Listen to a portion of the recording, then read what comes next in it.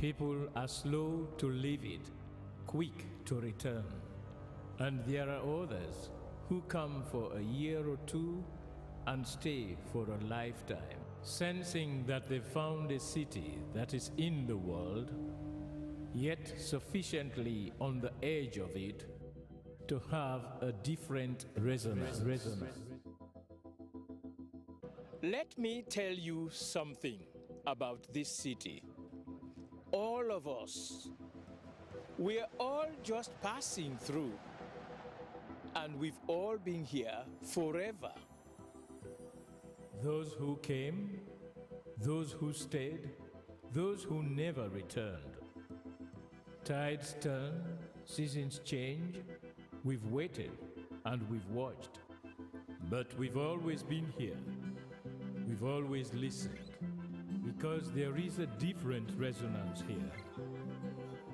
It comes from the river, and the land, and the sky. It's our place, all of us.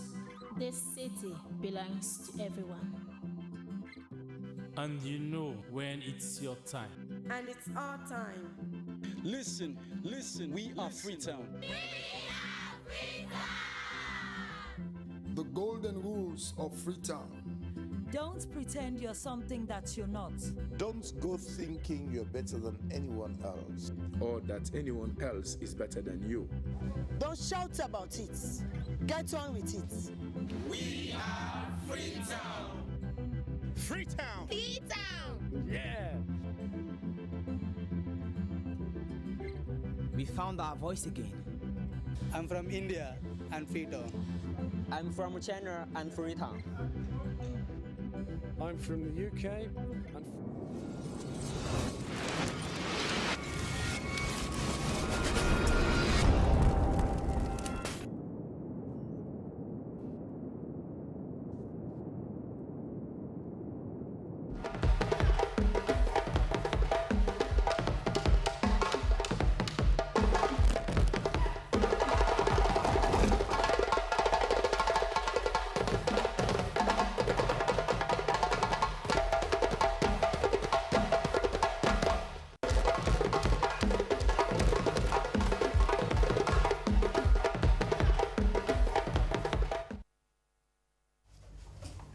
Biana, Slbc Tv va, to your viva, Yami Hamilton, Kamago from Alabama.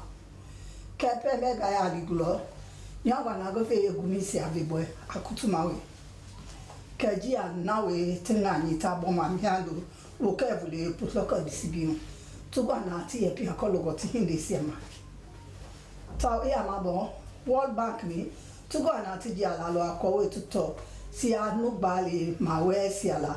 2024 ihun patita si atabuta ga betari jika goyo kaga tafu ma si agwa ma vibo gama bana abujo konfe panda buva doc Julius Madabio okwa na ekialalo na we fo na mia happy na we capital independent state of Samia na we ta ogwa na ta ekialalo ke ya gbe ma hu patelo ma na we ye nu gbongo ma wo fleet ama na we Commonwealth head of government meeting mi ando ye inde julo latuma 21st ha to 26th ama October ya we June 2024 ta ye gu intego meji tide lo ko ye to bu bi ko to to si attack daga la lukoma na we sense indesia ta osia indesia ta bu ta da lukoma sina klomi ba kowe edo ipele tao juko lo akin jisu no ya na we same age na we yinde tatali maglo na we tame commanding officer here Armed Forces Personnel Center Lieutenant Colonel Bokari Mara ogwana ata lo li magloma ase yele la kolongo chiama na we tubo ta kotita gobo mia kodugbesia beye ji fatu boy lo ti yengebe ta ti li lo ti kwita denu pe ma ni ati mana ta tu le lo ma hu gbe pe we ma na we jinu gbongo ma hu ye ta ma ati de na ke tu gbe pe we ti gu kwita ke gbeba sabu ji fatu gu lo ta ti fa ti yingi se ma tu bo agigi ta ta si alo mi ma gloma ja na we tu fude ju mi ando roke village ta ho mi akoya ma wi ta put loko ti simbita ho ti ana gu ma ta ye pe kologo jama na we ti e kanisi atia bo ti e ngani ta boa ye hibi na ta ti de lo ke ye hibi ji golu ahun ji ke fa we pe ye na si abe ki ana ta ti ya na klo beva kana gbi hinde se akula go ti ya hinde pe yan yan ya ti ana go me ni ba mo ma ko we opo ma ye ko we hibi na ti ki ya bi ati ko we tu gutu na agba te panda ti va ta amabo dia na we tu doctor sia tu gbe go lo se ti agba mi ta ma ta ti atata ye bi orin dagbile mi ale gbi to gba na ta ti dia te ti gbe nga ko we tu to hun gbe pe ga ko logo to hen bi ta ma na we potogo ta do eta ta si WHO ta tela ta o ye de ji go lo amu je ti de o si atun gbe pe ta wa 2022 ye hun pe pe ji ta tuto lo ke WHO na we World Health Organization ti de lo na ke do pumandani na we de ji ta bo we gbe na ta o ye ko lo amu ji lo ti de lo ke nuga na we percenti nu na ni gbo ma wa ya pa ta o WHO ni ta ti gwi ta ti le ma si ata tu gwi ti mo gbe pe ta wi la fi pada ta o si avi ta tabu ta ye de ji ta la lo ko ma ta o ko we tu gu tu sta by ta o si ata nuga si ya haila ye de ji ta ko lo go to e bi se ma kaka e denge si atia ta o si WHO de la ye do nu gbo ma hu pu ta hu ye na we tenwe ye jike tenwe ko lo go to e bi ta ma ye de ji ta bi ya do ko lo an bia ye hondo fele kanu na ni bongo ma hu we ta ye ta o nu million ya lo hu ye 2022 si ata tu pe ta wi la ye hi be ji ta va ta bon ye ke ma ye na World Bank tu go na ta tu do ko gba kwa ya ko lo go ta tu ji ala lo na we ko we tu bu tu hin pe ga wa wiki fele ji ata ko lo go pesi ma we si ake nuga tu gba le ta ye ma we si abo ye de si ata ku fi ta da lo ko ba na we West Africa project le tu bu ha tu dai ko we tu gbe pe ta ye na ta tu bu lo na tu de ke ye de ji si aji atu do ko gba kwa lu ebu na we de si akowe tu gutu no agba wa ke ma we si abe Sierra Leone household survey 2024 tampa ta ke ti de lo na ke ye de ji ta ye fa tu do ko gba kwa le ma bu ta World Bank ni ti ye de ji ta tu to ma vita ke jia na we numna na we senior economist age ke be na statistician World Bank Abdullahi Lai kabena numina na we gumu ya geta to a team lead do wo flag bata Africa lo mita na we is why project itava senior economist World Bank Rose Mongo to pay to go na team be ye de gisema ko we to talk and they say to go to la koma ta ti ya lo ni malagloma but this na sana wa gbe ma me bobo ke ma gila ka gi pelo ko lo go jana na wetiliti e kanibo mi a ro ke vule tankun potlo ko disimbi hu na we ta ko biti ya ta e amabo government ti ma go ta e amabo World Bank ni tu go na ti ya la lo ko we tuto hun gba ji ta pe ma we si ala salon lo mi 2024 ta tu go tu pepe ga wa vita si atabuta ga lo ko ma mo de se anya go gba bi o ga ma ya bi mi amiltina kama ha be bon juma vu ma ke malo nya ga ve manu pera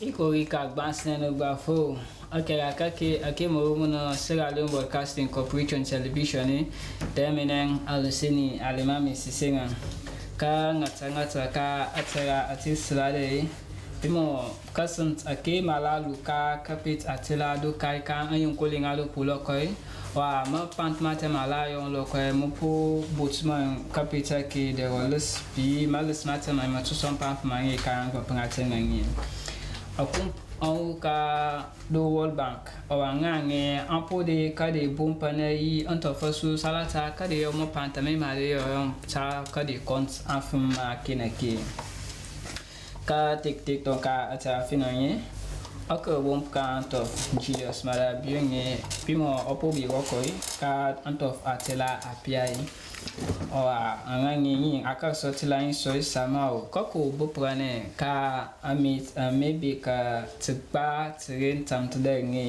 bi anka bompiet ku ka to fek basket bi tot of that ti do ataka on Commonwealth na ko boprane dika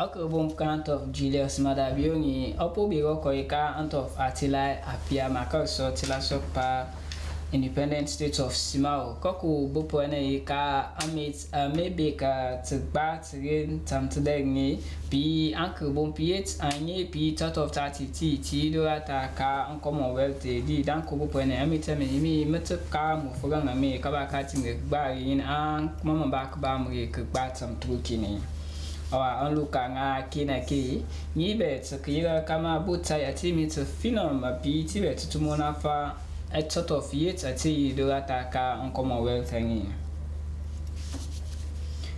osheri awe pi kono ka so bika katsakaki pi kono ko ni wo we pi ma chit misong ayamai kanga an kubai katingon kanyi Lieutenant Colonel Bokari Marangi ora apo basel telma kuka ati aika koyo tonkan kotatila kot manshali salata ansuya anye ading angbete ngani kapaka mo ngi ora pimo apo nga ka mapantmati ati sumi mapli ngang malaika mapantmani ala bade do asum ngai ke pimo ngani au ka de kati kati ka kama ayama inga tati ora ngangi ngi ngoyoi kuka ka kliet ake apuyo o an kapanga so ya nga tsangange pimo ampula bolane ode kati ta muri ami moloma muri kukba ringin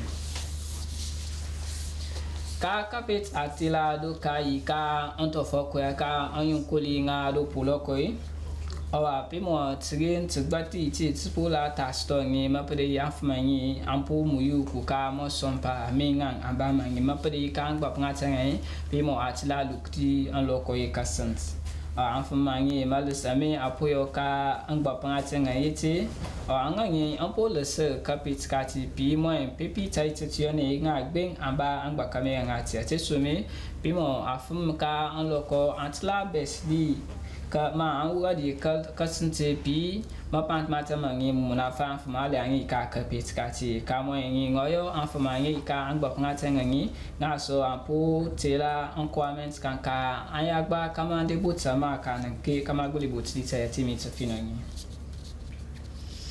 An kumpunga ambolumba angi anekter atila Doctors Without Borders pimonga so ampo kera kan akera kuka tinga angbali kuka tinga mayo kaklikati anto yi ati kubolene anto yi kakaso boom datu adi atila koso kobushi akanyi wa pimoi kuka nga kamo antio fane ni sangi ye fino salata mala tangane ete odo ampuma banami kone butaka yinkone yimo WHT ala choyinga pt taiti ku kane pepi atsakli kabeka afetangi ba dotsuda tserenga koso kowushi waka akate kanyi di danka so telma so kopa ka ati ala choyinga ka kren kgba tsigin tsaringi awa pimo World Health Organization atila WHO ala but epai onto fosu anyidoku ka etofeyi to 14 ale idoku kati wa dibe isa so pimo sabato ngisa fina kuka ati yet sang so kane ka ati WHO ngang antoisu ketseptong tuma kli kapau ne webado tudati anto tuma bumda tudati anto kadame payati ibe tkan kama tait fino nyi tiguli ka afetangi ba kaso kowushi ka anto fasui ka ti asoto ka WHO pimo anto fasuni aindoku ka etofeyi tigba to 40 pi awasa so spu yo mpantami mfino ka epayate yang asontne ka pa ka kren ka kgba trin wa pimo moloma afum anye mi moloma awuli nyene nga ngamtete ba do tudati kesan agbuli nan ka pa moloma mo teme trin yi tgba tan le tamtu kini awa mapantma timi manguli yo ka kabuts kabum kati ka mapantma fina nga mayo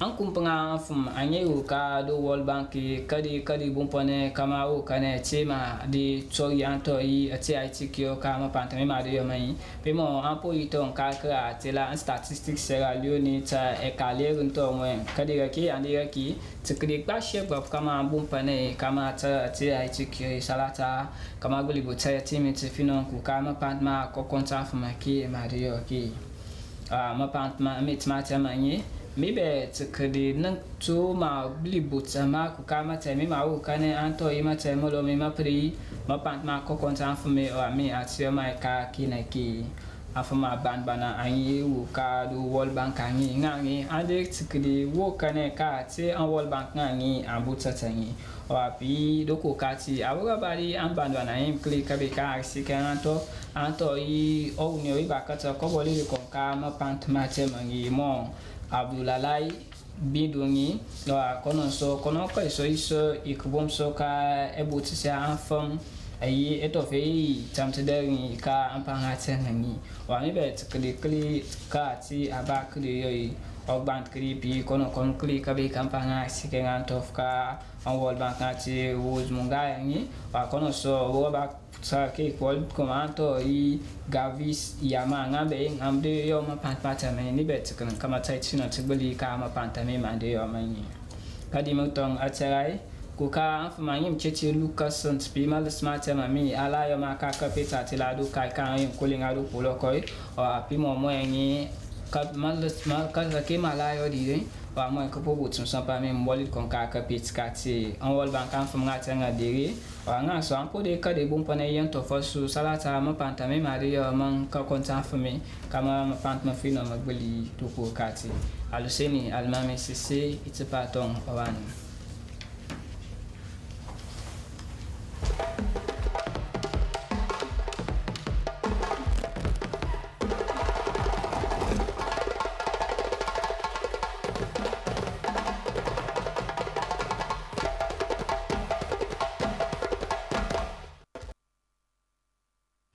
Slbc Tv Freetown, this na di is me Catherine O'Connor, but first me can give na the biggest then.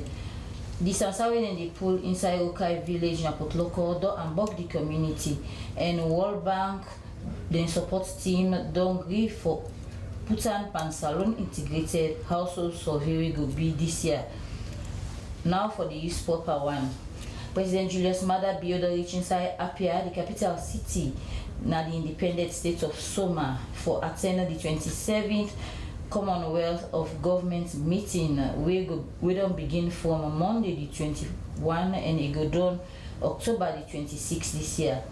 This year, Commonwealth Heads of Government meeting in theme na one resilience common future transforming our Commonwealth.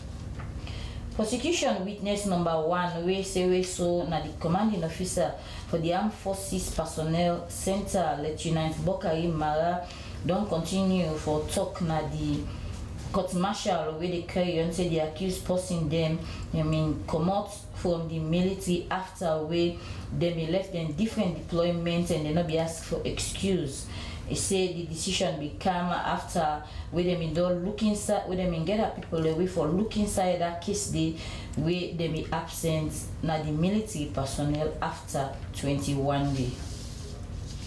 Wokai village inside Koya Chieftain Bodloko district don dey suffer long for sake of the sansan wey dem dey pull inside it.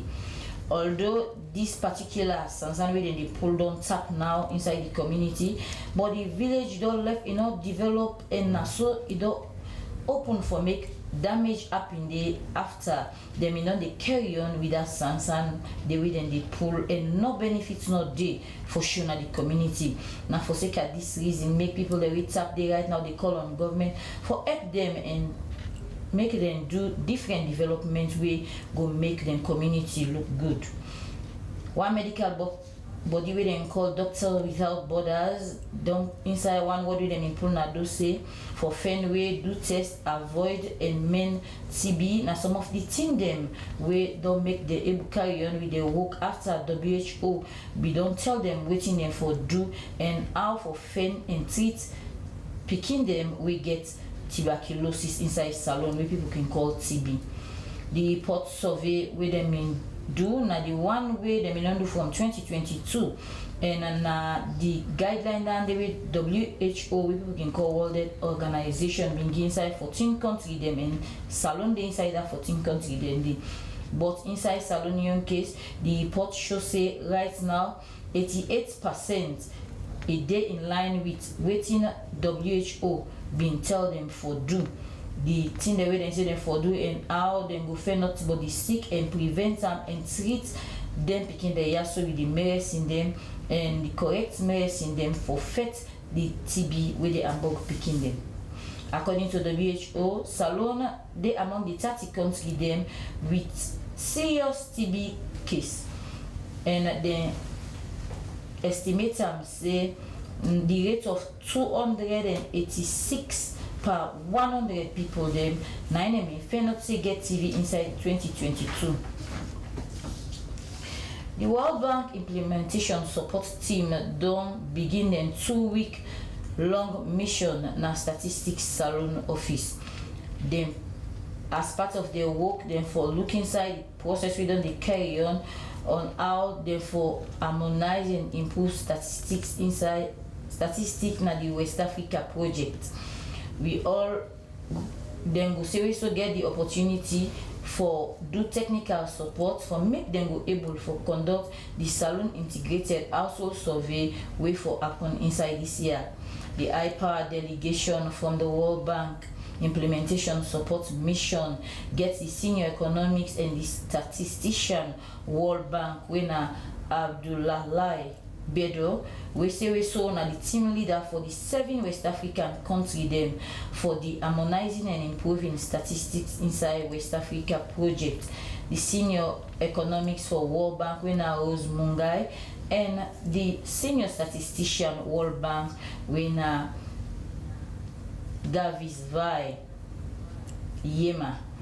Well, for them they use make a the big use they want more people the way they pull sansan inside Okai village in Apotloko don't unbug the community serious one and World Bank implementation support team go help for do the salon integrated house survey we for be inside this year and they use done to make Catherine Okono.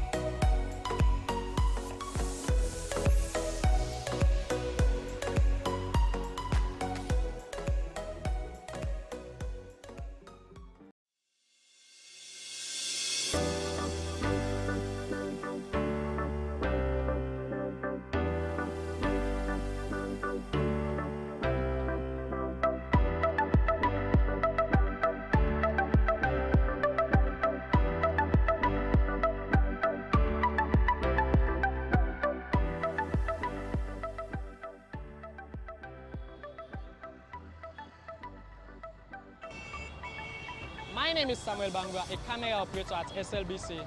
I always capture the scene you see on TV. So stay glued to the public broadcaster. My name is Abdul Kabia, a news anchor and sports producer at SLBC. Hello, I am Esther Maisama, reporter and presenter of SLBC Sport. I am Princess Gipsy, executive producer, radio, gatekeeping, radio content, producer, public squire, your program that brings you conversation on topical issues, and also presents our breakfast show, Good Morning Sierra Leone. Hello, my name is Daphne Zainab Kamara. I am a television producer at the SLBC. I also read the news on television and present the podium on television too. I also announce on radio. Stay tuned to the SLBC. Providing authentic information has been one of the pillars that SLBC relies on. I am Mohamed Simbiko Omar, a reporter who has developed insatiable appetite for human interest stories. Continue to stay with Sierra Leone Broadcasting Corporation for your best in broadcast journalism. As a public broadcaster, we believe in giving out objective stories, and your interest is our concern. I am Moses Sile Conte, a reporter at the Sierra Leone Broadcasting Corporation. Stay tuned. Where use? You get use? Yes, I get use. This is the program where they give you the use where they happen all about the country. Inside where use, we go take you text, Facebook and WhatsApp message. You complain where you go send us letter to the producer. We dey announce about things them working lost and plenty more. We are there all about the country. But you self PM for being the use that you area. Where use? The original program where they give you updates. Where use? You get use? Yes, I got use.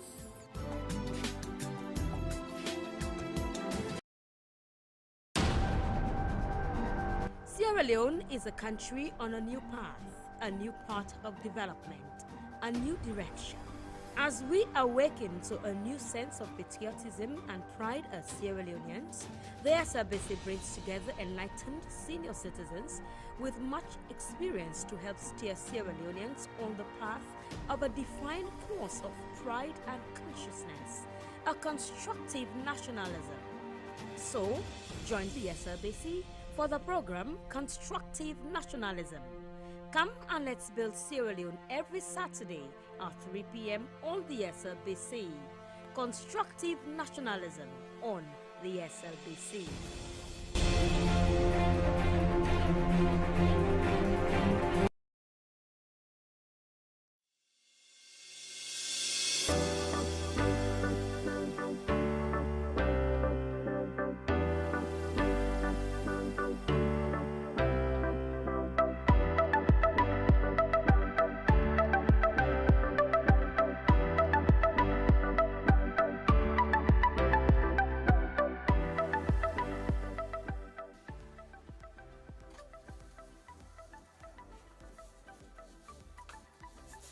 I am Aminata Fofana, a reporter, a presenter, and an anchor for the SLBC.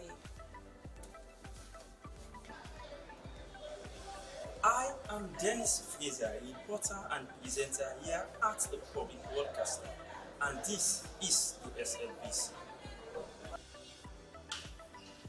Hi, I am Cynthia Kamara, a news anchor, a reporter, radio presenter, and announcer.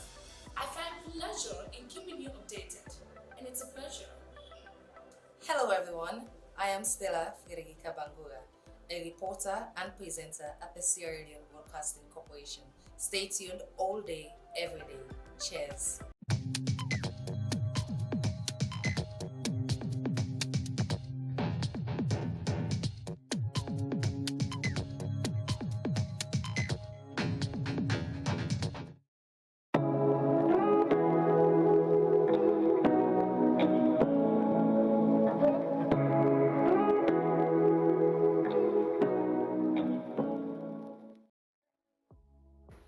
Life no go ever sweet without that thing what we call love.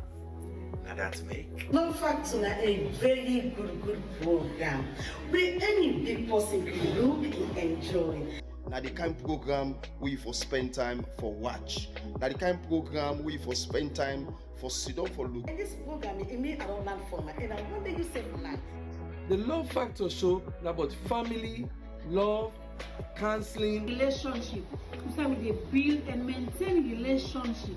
This is a program where they counsel you, for let you know how for deal with your partner, let you know how for settle disputes between you and your heart to heart. Well, you do your it for yourself. Join the Love Factor team every Sunday, 10 p.m. for help make we all enjoy love and peace.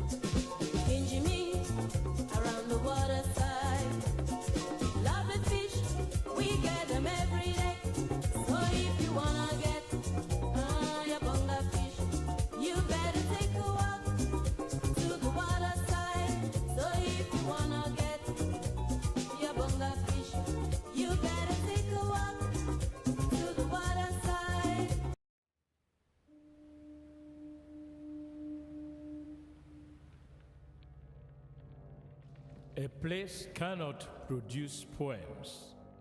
It can only not prevent them. And Freetown is good at that, for Freetown has its own sudden elegances. People are slow to leave it, quick to return. And there are others who come for a year or two and stay for a lifetime, sensing that they found a city that is in the world yet sufficiently on the edge of it to have a different resonance. Let me tell you something about this city. All of us, we're all just passing through, and we've all been here forever. Those who came, those who stayed, those who never returned. Tides turn, seasons change. We've waited and we've watched. But we've always been here. We've always listened. Because there is a different resonance here. It comes from the river, and the land, and the sky. It's our place, all of us. This city belongs to everyone. And you know when it's your time. And it's our time. Listen, we are Freetown. The golden rules of Freetown. Don't pretend you're something that you're not. Don't go thinking you're better than anyone else. Or that anyone else is better than you. Don't shout about it. Get on with it. We are Freetown. Freetown. Freetown. Yeah. We found our voice again. I'm from India and Freetown. I'm from China and Freetown. I'm from the UK and Freetown. I am from Nigeria and Freetown. I am from home and Freetown. This city belongs to everyone. The fisherman, the taxi driver, the barber, the drummers, the dancers. All of us, everybody. We are Freetown. The past is ours. The future is ours. It's our time again. And this city belongs to everyone. The playwright, the greengrocer, the teacher, the dog. This space is ours. This light is ours. The beaches are ours. The rivers now we own. The roads are ours. The bridges now we own. We are Freetown. We are all visitors and we've all been here forever. We've got the mightiest river. And the biggest sky. And there's a resonance again. Freetown. Freetown. We are proud of this place. We love this city. And we want you to love it too. We are proud of this place. Na pass we all dey pass like stranger dem, but we all don't dare from them.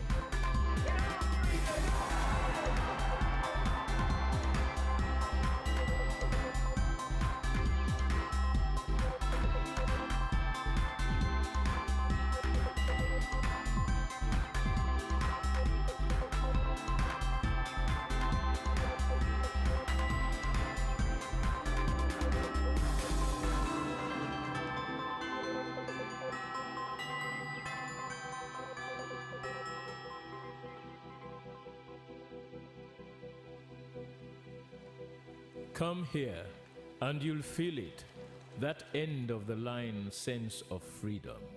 Say yes to Freetown. Say yes to freedom.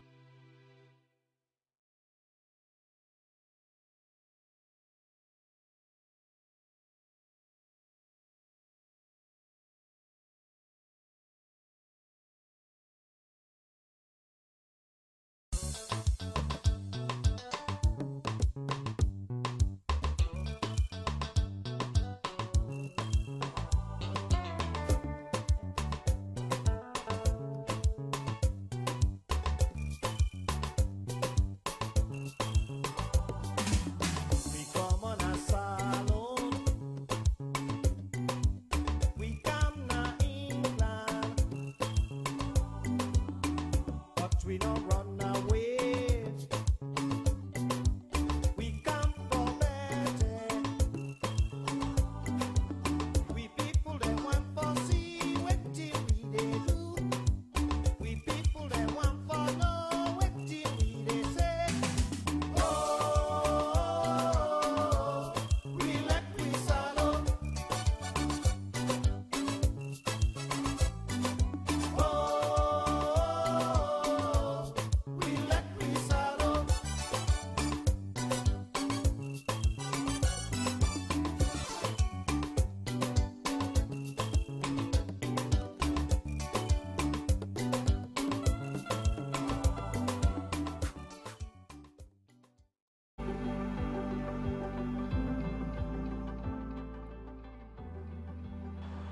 This is Connaught, the main referral hospital in Sierra Leone.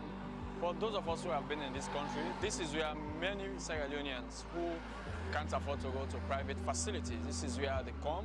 This is their first port of call when they can't afford to go to private hospitals. But one thing that Connaught was also known for was that many people do not believe, do not have confidence. People say standards are not what they are supposed to be, hygiene is a problem, management is a problem, nurses and doctors, some people claim, are not giving the care or concern that they are supposed to give. The concern that patients get when they go to private hospitals, people say that concern is not being given here, that care is absent here. But management has changed. The current head of this institution has been around for months now. What has changed? Have things changed? That is what SLBC is here to find out, to know whether the Connaught that we used to know a few months back is the Connaught we are seeing at this particular moment. So join me as I bring to you the developments at Connaught Hospital. Built in 1912, Connaught continues to be the main referral hospital in Sierra Leone, attracting patients from all the nook and cranny of the country. Though the population keeps growing, the structures, which predate even Second World War, remain almost the same. The confidence of the populace to use the biggest government hospital is still a challenge. A place that one should walk out of hale and hearty had almost become a center of agony, sorrow, and despondence. This sad state of affairs has led many people to seek medical attention to other countries in West Africa, Europe, or the US. Civil society has long been calling for more resources to be pumped into the health sector.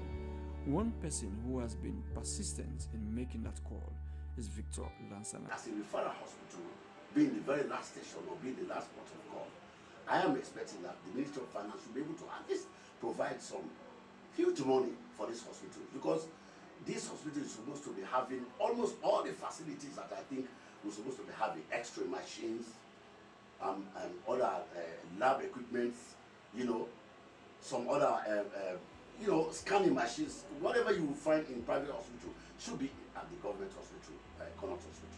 But if they don't have adequate funds, how would you expect them to go for these machines? And it will be unfortunate for somebody to go to Connaught Hospital and say nothing is there to talk about. Then where else? Because that's the last hospital, so that's the kind of situation. So it's unfortunate, but I'm sure some significant effort has happened over the period. I'm not sure the way they are managing it, but I was impressed to see some progress of late, which I expect that should sustain, that should be able to keep them on track, and maintain the kind of name that they have as a referral hospital. Every country has its biggest health facility, which most times is expected to have the best brains, equipment, and facilities.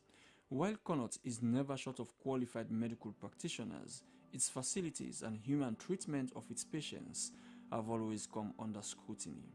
The reason many go to private health facilities. Though the hospital believes that many of those who die in their facility had either been brought in late or had been given up in the private clinic or hospital they had first visited.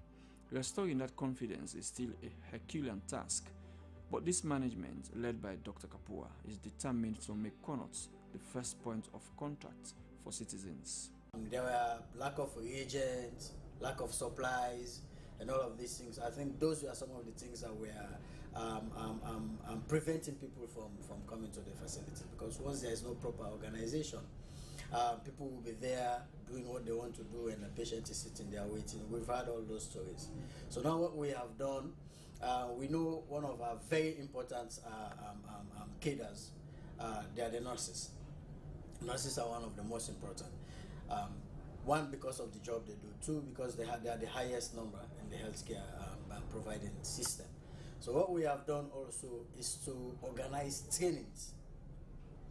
In as much as they have gone to their nursing school or all of their medical schools, we provide trainings for them again on customer care, on how to deal with the public. We know sometimes all of us are stressed, but it's for us to tell them to know that even if someone tells you something and tells you in a very insolent manner, find a way to comport your cool and talk to that person back in a professional. Well, I think we have tried We are past 70 to 80% now in restoring the confidence, because we can see, I even have data to prove that, in terms of the number of outpatients that we used to have, the number of inpatients that we used to have as compared to now, that number has increased.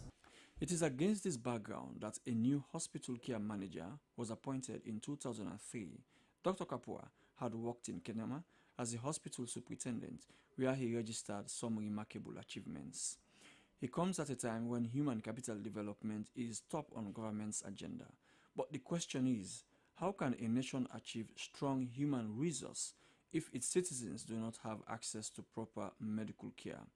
And Connaught continues to receive throngs of people, majority of which are the poor in society. The hospital continues to attract hundreds of patients every day. From the triage, one can see the long line of patients. Some are here on appointment and others on their first visit, hoping to get attention or care from a healthcare giver. This is mid-afternoon and the queue stretches meters away from the doctor's office. I wonder if the doctor on duty will have the time to see all these patients before his schedule ends for the day. This is the triage, where we screen the patient before sending them to the doctors. And then this is the waiting bay. So the patient comes from here. So from here now, then we get the patient to the various consulting rooms. Yes. Hello, hello, hello. Good day. Doctor, how are you? So this is one of the consulting rooms where we come, one of our very hardworking doctors, always on ground, and our sister in charge of this unit, very hardworking also. Restoring confidence is very key for Dr. Kapua. Many medical practitioners at Connaught hold the view, rightly or wrongly, that the hospital is the last hope for many when it is supposed to be the first point of call. Patients come here after exhausting many other private hospitals. Some, according to my sources, are almost brought in dead. So actually, the hospital is supposed to be managing cases that are not, maybe there have been complications here and there. That's actually what the hospital is supposed to be. When we talk about last station, meaning all other peripheral hospitals, these cases may have gone through them. And that's why it's a referral hospital. Yeah, that's how it should be. However, that should not be an excuse to say these cases that come here, they come at the nick of time. Which means that as a hospital, the peripheral hospitals around, other branches of hospital around, they should be monitoring. I mean, just like when you have a court, you have the higher court and the lower court. The higher court is supposed to be monitoring the lower court. So that's how the hospital should be monitoring what's happening around the other peripheral hospitals or those other district hospitals. So that cases that come to them are now managed. So when they come to them, I mean, it's just to address whatever the complications that they are not able to address there. So this is the outpatient unit. Normally, this is a place where, for example, those who are brought in for emergency cases, this is where they are first normally brought. If you used to come here some months back, this place used to be very chaotic, untidy, and you hardly tell who is who was who. You hardly differentiate between a doctor, a nurse, and a patient because of the chaos and lack of decorum that one experiences when one comes to this place. But now, one can see some amount of decorum and some amount of cleanliness. The environment is tidier now compared to what it was some months back. Now you can see some standards have been established where the patients know exactly where to go, who to talk to, and where they can get the assistance that they need, because it's very stressful for one to come to a place like this, which is the biggest referral hospital in the country. Whoever is falling sick or had an emergency or an accident. The first stop for many patients who are in critical condition is the accident and emergency unit.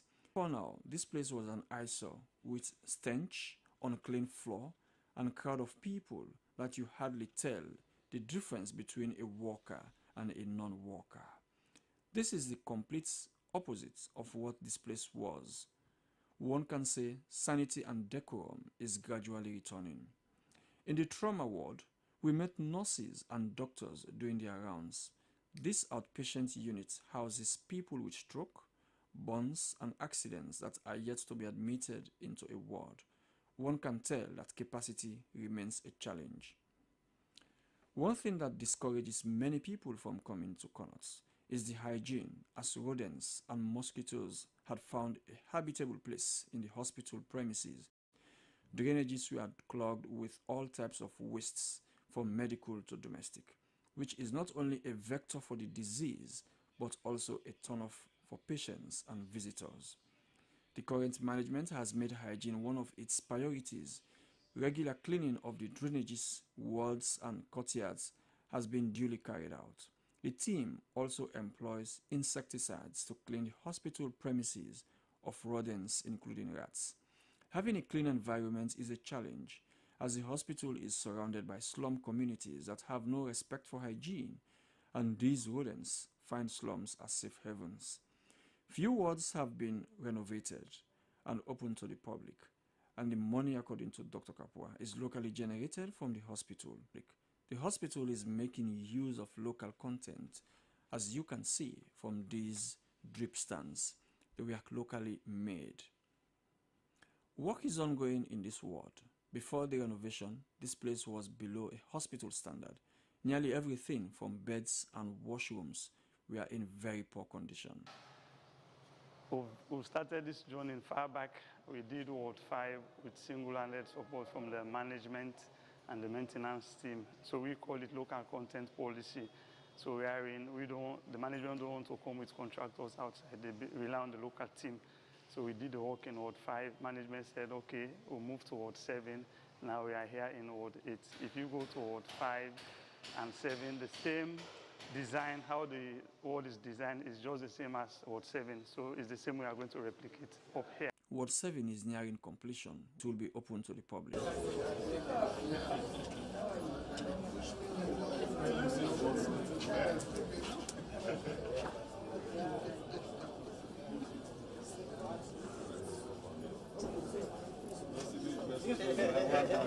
So again, I saw this facility, this ward about 6 months ago. I think it was the temporary outpatient unit.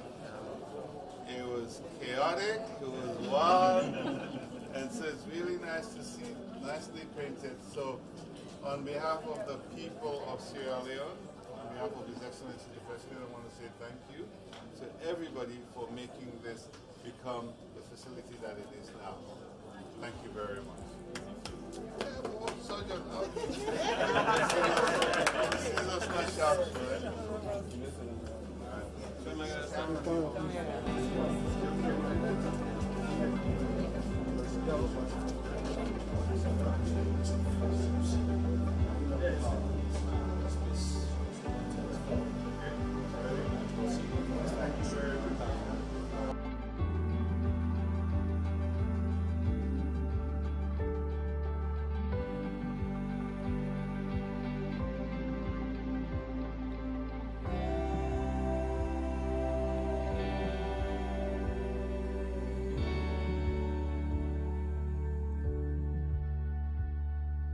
who's the one pull money for this? Well, from the internal information, service fees are all collect from patient clients there. So now over the time. So usually na so this na the second or this hospital funds. So we can get together and then go to some amount to see some. This will be and we call technician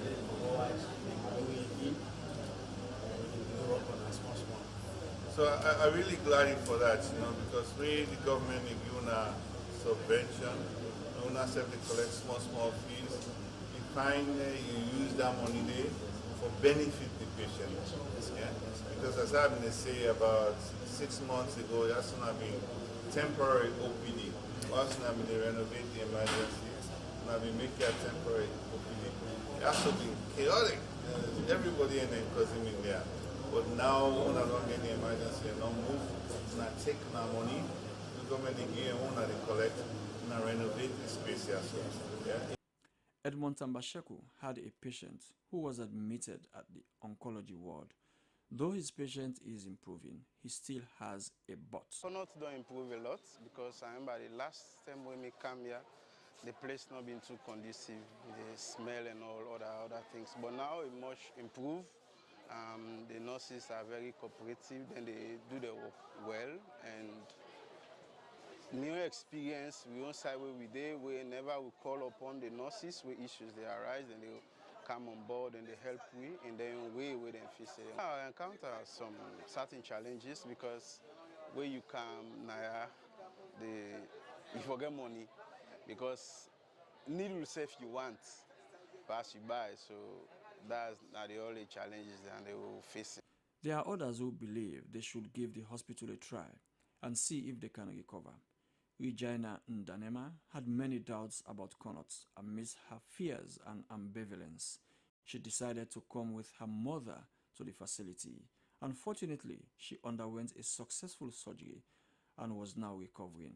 Experience with Connaught really me I be afraid because in a government hospital I be afraid say my mommy the age if they can't do it they not get qualified train and qualified doctors them. So I began the fearness. Even people every day say no can do I will be angry like and go Ghana. Because in sister they until the brother when they out they say for can go Ghana. But now one matron I talk to we, now give we courage and say look I meet Dr. Small and Dr. Banya. Now I the train and qualify people and for this surgery for Bobby business when a cancer of the breast. So tell the foot soldiers at any health facility are the nurses, porters and other auxiliary staff. Managing them is very demanding. That's the job nurse Fatmata Kanja Jallo does every day. And apart from discharging her nursing duties, she provides administrative support to the hospital management.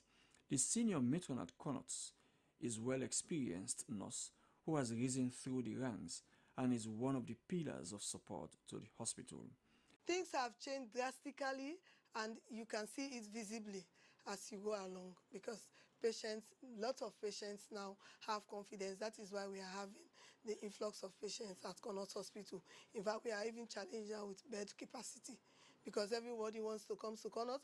All other hospitals, when patients are at the dying stage, they do send them to Connaught to come and have some. The Connaught dialysis unit was first opened around a decade ago with support from the Israeli government. The unit worked for barely 2 years when the machines broke down and the unit was grounded to a halt. Many patients had to go to private facilities to be dialyzed. The cost per session, which is almost $100 at private facilities, is unaffordable for the common man who has to do at least 3 or 2 sessions per week. The unit has once more been revamped with brand new machines and technicians plus pediatric dialyzer which never existed. The cost, which is 800 leons per session, is cheaper when compared to private facilities. Mabinti Sise is the nurse in charge of the dialysis. On a daily basis, we are seeing 8 patients as advised by the engineer because we are having, at the moment, we are having 5 machines, but 4 are functional. The one is faulty, but the engineer is working on it. So he advised that we should not do more than 8 patients per day. Yes, because of the lifespan of the machines. So except for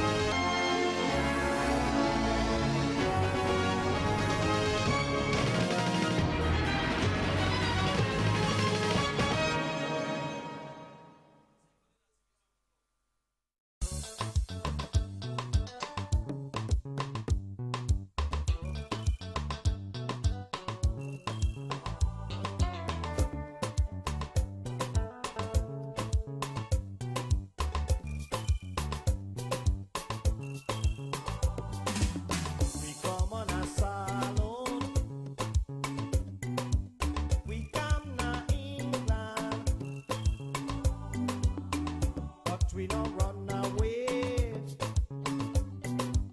We come for better.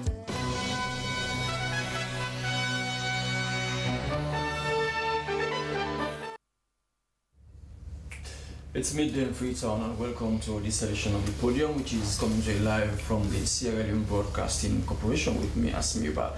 Our quote of the day comes from William Osler, a Canadian physician, and it says, "The good physician treats the disease, the great physician treats the patient who has the disease." Coming up into this edition of the program, as they threaten to remove their gloves, members of the Medical and Dental Association of Sierra Leone meet with the Vice President, Dr. Mohamed Jule Jallo. What is the outcome? We shall find out. Ministry of Public Administration and Political Affairs gets a master plan strategy for the revamping of the public service architecture in Sierra Leone. Officers from the Horton Command and Staff College 2024 Senior Command and Staff course on a media tour to the Sierra Leone Broadcasting Corporation. You can be part of the conversation by sending your message to the number 0300733719 or join us on our Facebook page, Slbc TV. The program is The Podium.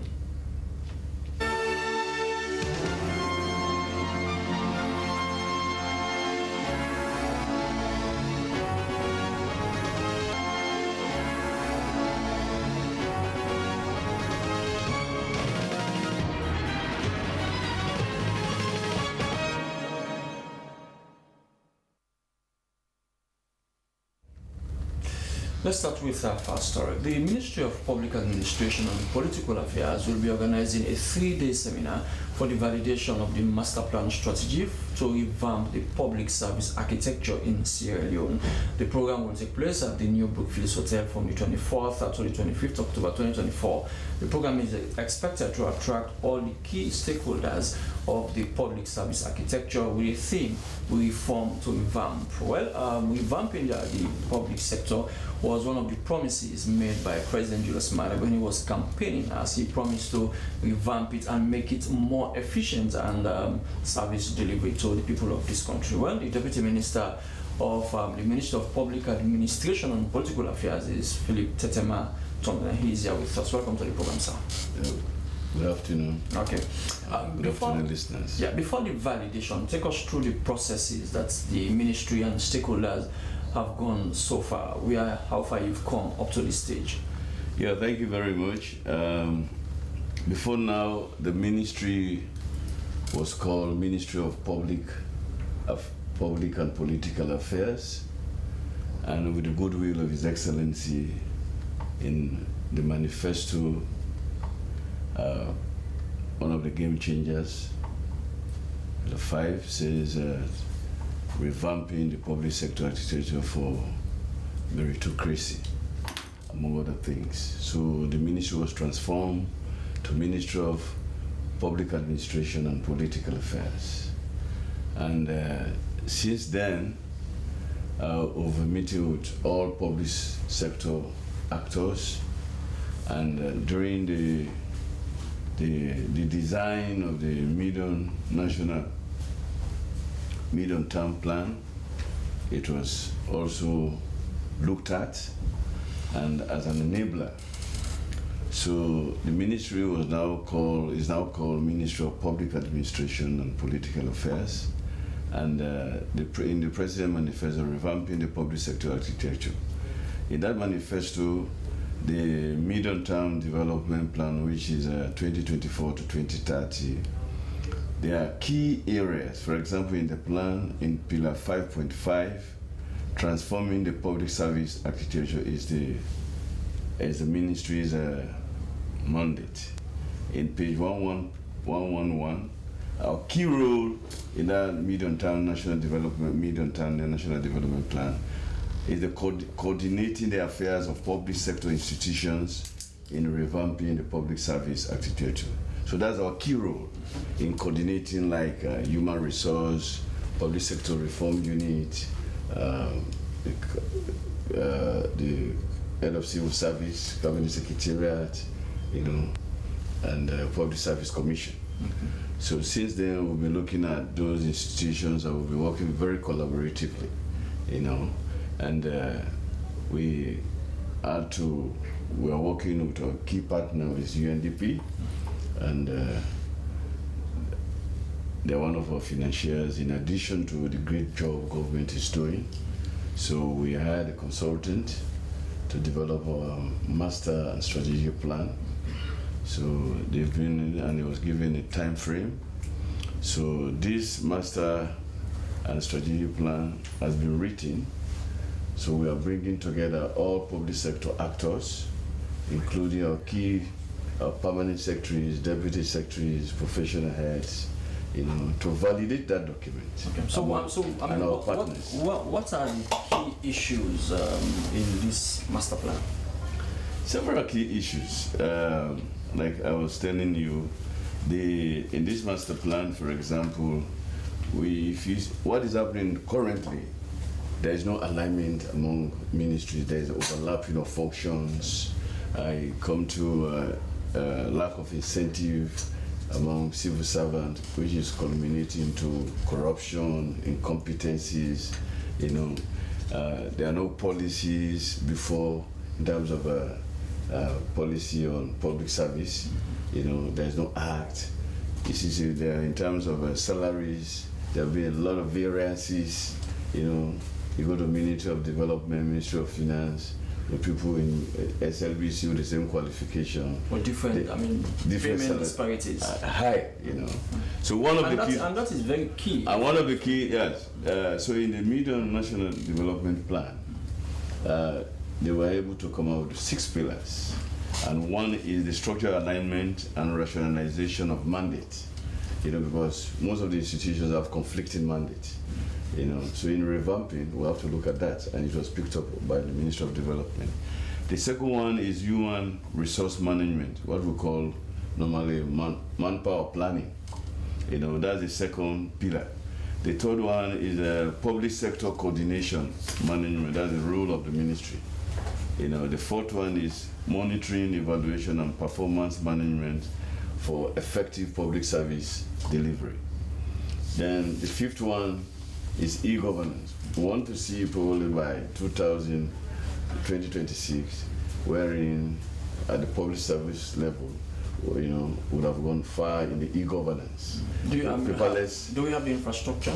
No, that's why I gave you is that we are working towards it. Now that with the help of Ministry of Communication, innovation and so forth, that's why we're all hands on deck, So the other one is pay and incentive. The BCC has been created, wages and compensation. Now we've got the act that's gone through Parliament, and the wages and compensation commission. The commission has been created. They are working assiduously, and right now they're looking at the various salary structures.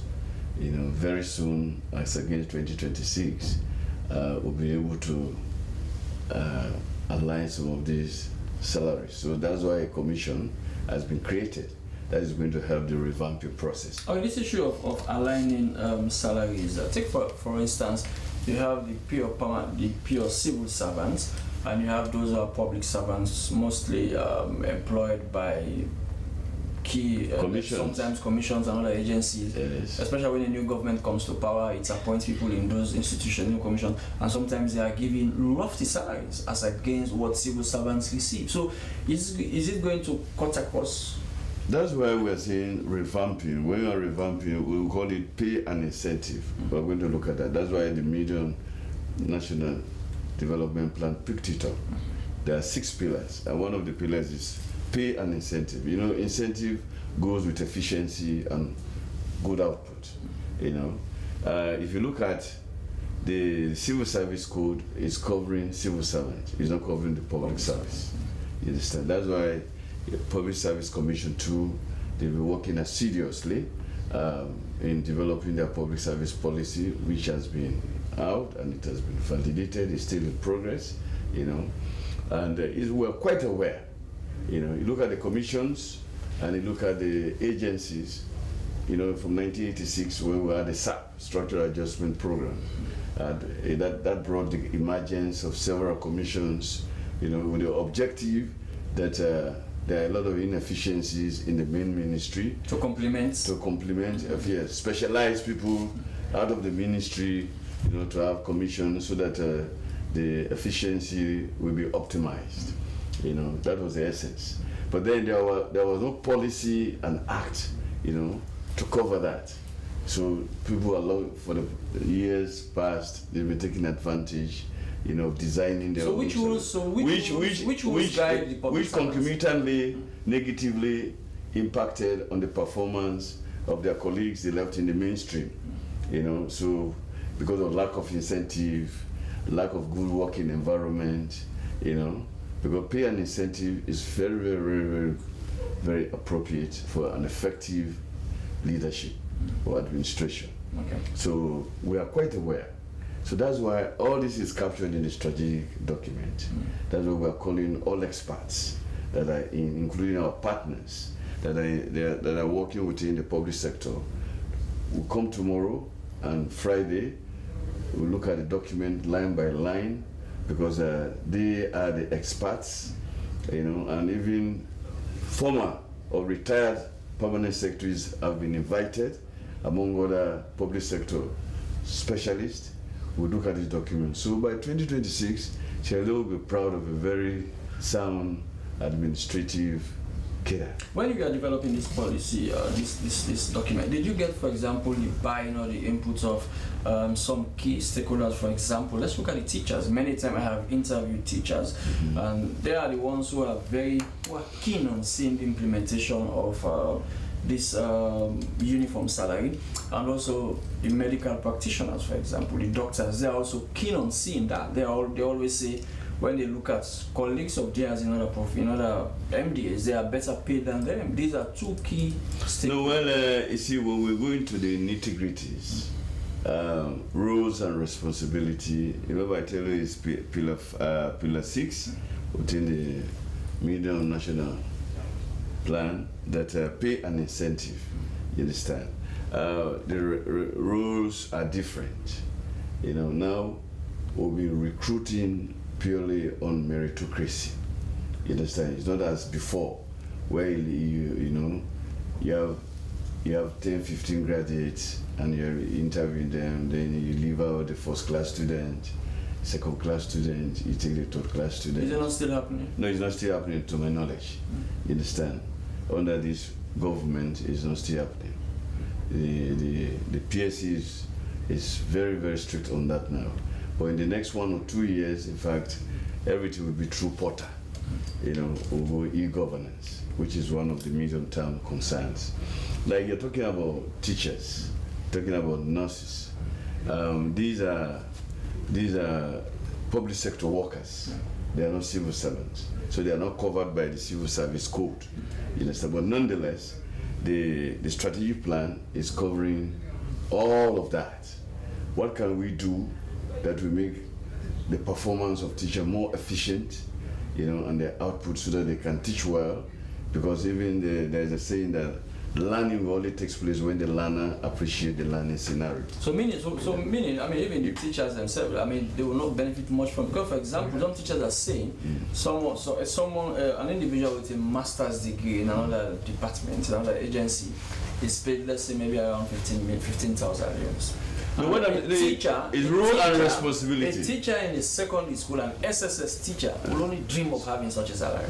No, what I'm saying is rules and responsibility. If we have a teacher at the classroom with a master's degree, when he's receiving less salary than a master's degree holder in Ministry of Development or Ministry of Finance, their responsibilities, you understand, are different, and their targets are also different. You realize, and their capacity.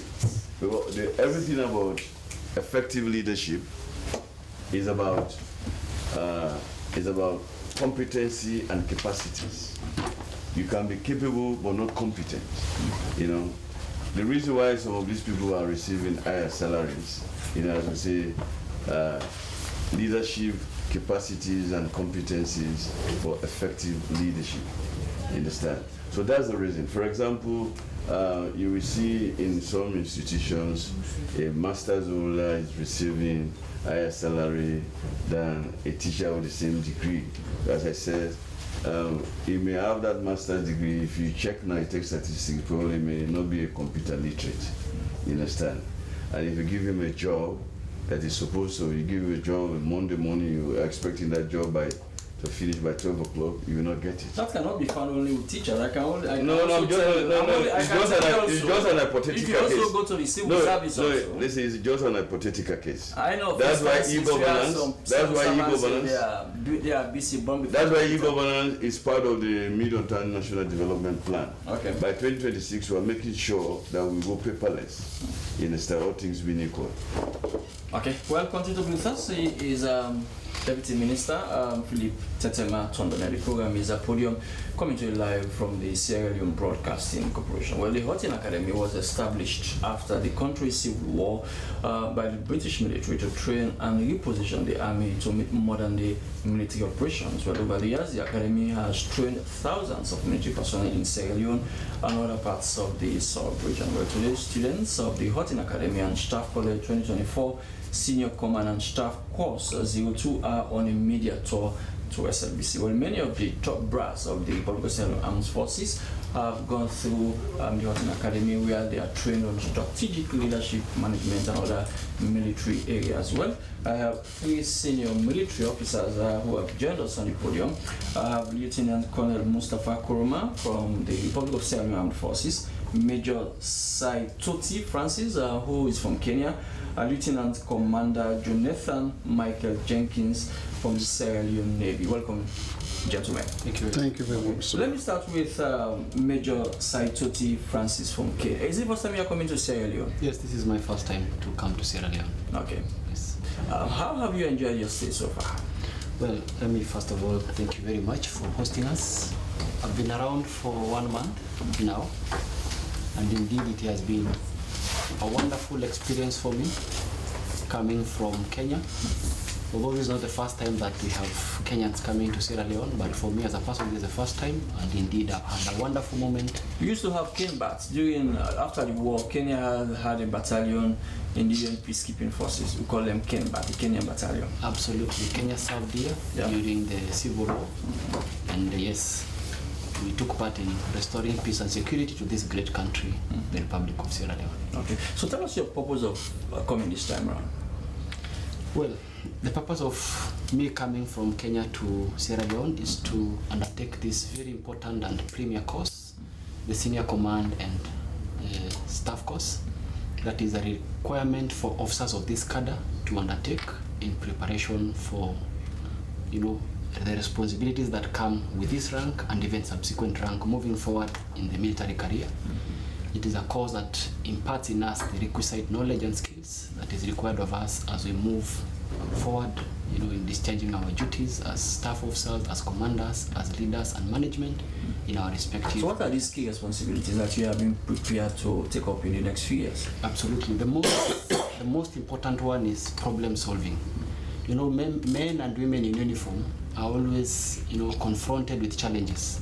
And it is incumbent upon all of us, especially as current and future leaders, to have the abilities to, assess and come up with, solutions that we prefer to these different challenges that we encounter, ranging from, climatic security challenges to human security, physical, community security, all those. So it is this course that prepares us over and above what we've been able to gain over the years in terms of experience, but also the skills that is required of us to solve these problems and also to be able to think strategically and provide the necessary advice to our leadership from across the full spectrum of government.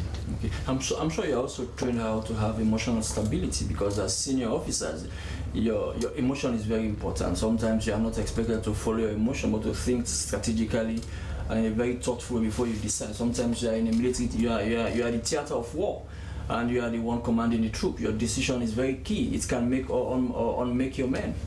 I can't agree with you more. You've actually quoted one of the most important qualities of a leader. And indeed, as military leaders, we must be able to manage our emotions. So emotional intelligence, as you said, is very important for us as military officers. Okay, let me bring in Major Lieutenant Colonel Kuruma. How important is the Horton Academy, not only to Sierra Leone, but also to other countries? Horton Academy, thank you very much, Mr. Ba, and for hosting us. Yes, sir. I want to start by saying that Horton Academy is one of the most outstanding academies. I mean, it has now been transformed to a college. Okay. And because it has been transformed to a college, that's why it's now running the Senior Command and Staff course. One of the reasons for which Horton Academy becomes absolutely important for Sierra Leone is because Sierra Leone as a nation, we are part of the global village. Okay, our officers have been proceeding on this senior staff course in countries like Ghana, Nigeria, United States of America, China, the United Kingdom, Canada, and places like Ethiopia. So for Sierra Leone to be given the opportunity, you understand, to now gain its own locally, it's a very good privilege. It helps us the officers a lot, because in those nations that I have mentioned, we used to send officers maybe 2, 3, or some. For nations like United States, it's just 1. For United Kingdom, it used to be just 1. Whereas for now, Sierra Leonean officers, both lieutenant colonels and majors, we are 43 on the course. So that helped to accelerate the preparation and development of officers within a very short time. A huge cadre of officers, majors and lieutenant colonels will be prepared in country and with the same level of knowledge, because the lecturers, we call them directing staffs, that are running these courses in either Ghana, Nigeria, UK, Liberia, or as the case may be, they are also those lecturers that are here, or directing staff. Yeah, there is an exchange program within lecturers or directing staffs from those countries. They will come to this country, they will help the development and preparation of our officers, and with the coming of time, when our college might have taken the foundation that is necessary, our directing officers or lecturers as well will be leaving Sierra Leone to Nigeria, Ghana, or as the case may be. Are all the tutors or the lecturers, are they all military men or former military men or what? They are military men, but our lecturers are being taken from colleges like IPAM, Frobe College, University of Sierra Leone. The lecturers are coming from other MDAs who are coming to deliver lectures on some of those their departmental issues that the military needs to know. So that's the blend of lecturers that we have. Okay. So it's a very rich program. Okay, I'm sure. You are also taught about media-related issues. Yes. How to respond to the media, the importance. Because in modern warfare, the media is very key. Yes. Because you can't fight a war without having a very strong media as a military. That's correct. Yeah. So as a result of that, some of the ways in which the media is actually helping us to propagate or disseminate our activities to the general public that makes the media very, very important, because as it used to be, the people are not aware of the things that the military is doing. But with the military that is serving as a branch, coming in collaboration with the military, they will help to disseminate all those things, the activities that the military is undertaking, to send them to the general public, so the general public will be fully informed about the activities of the military and how those activities are being conducted. So those are some of the areas by which that prove the necessity of the media to military operations. But sometimes the media is an institution where they don't talk. They are very reticent, and the media is an institution that likes to talk. We like to talk, we like to dig, we like to know what is happening. On the other hand, you guys don't like to talk, you don't want to be dogged, you don't want to be investigated, you don't want people to know what you are doing. So how do you normally, what's the fine balance? Thank you very much, Mr. Ba, for that. But it's not that our activities are being hidden from the general public. We operate on the basis of need to know. Yes, some of those things that we're doing, our documents or our activities are on the basis of a need to know, need to hold. Yeah. There are specific people that fall within the category on the basis of needs to know, and there are certain people that fall within the category on the basis of needs to know. So if you do not fall within one of those categories, you will be restricted from having those informations, having access to those information, because our military activities are classified activities. So that's the reason why the military decide to most times keep certain of the activities a little restricted from the general public, except on the basis of need to know, when to know, and how to know it. Thank you very much. He is Lieutenant Colonel Mustafa Koroma. Let me come to now another person, Lieutenant Commander Jonathan Michael Jenkins from the Sierra Leone. Welcome, sir. Thank you, Mr. Ba. Okay, I mean, the Navy also plays a very crucial role in the military. How useful is the Hutton College to the Navy wing of the AFSA?